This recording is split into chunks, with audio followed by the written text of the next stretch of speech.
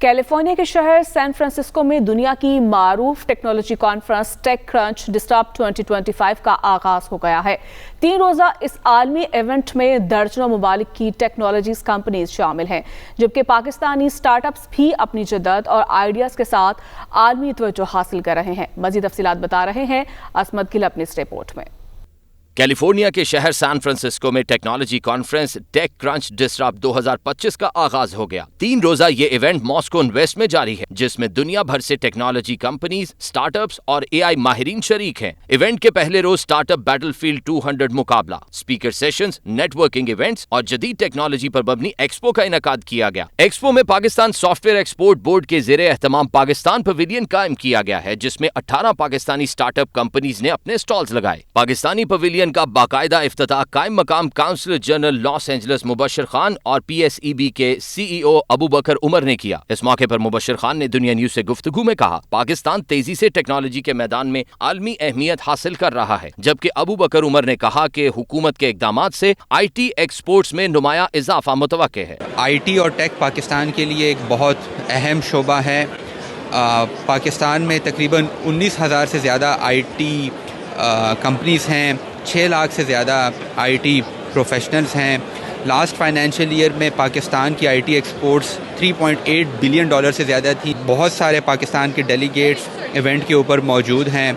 I hope इससे बहुत ज़्यादा बिज़नेस जनरेट होगा। हमारे IT प्रोफेशनल्स को ऑलरेडी काफ़ी सारा एक्सपोजर मिल रहा है। We are presenting Pakistan at the best possible locations to enhance our image and to increase our IT exports. हम अपने यहाँ पे प्रेजेंस शो करें और प्रेजेंस बड़ा स्ट्रॉन्ग शो करें। इसीलिए मैं कहता हूँ थिंक टैंक थिंक पाकिस्तान, तो हमारा लोगो हमेशा से रहा है और अब ये है पाकिस्तान नाउ, क्योंकि यही हमारे पास टाइम है। This is the best time for us to present our best foot forward. और ये इंशाल्लाह इस दफ़ा कि लास्ट टाइम भी हमारी जो कॉन्फ्रेंस हुई थी बड़ी सक्सेसफुल हुई थी, और इस दफ़ा भी इंशाल्लाह हम एक्सपेक्ट कर रहे हैं उससे भी ज़्यादा अच्छी हो। डिफरेंट इवेंट्स जो US में होते हैं उन पे डेलीगेशंस को बार बार लाया जाए और नए लोगों को हर डेलीगेशन के साथ डिफरेंट इंडस्ट्री और डिफरेंट नए लोगों को अपॉर्चुनिटी दी जाए, ताकि हमारी पाकिस्तानी टेक एक्सपोर्ट इंक्रीज हो सके। फोकस जो था ना हमारा वो मिडल ईस्ट और उस तरफ की मार्केट्स पे बहुत ज़्यादा था, लेकिन अब जिस तरीके से ये फोकस पिवट हो रहा है, we are heading towards a very right direction. So this is a very good initiative, and I hope everybody gets a lot of business through it.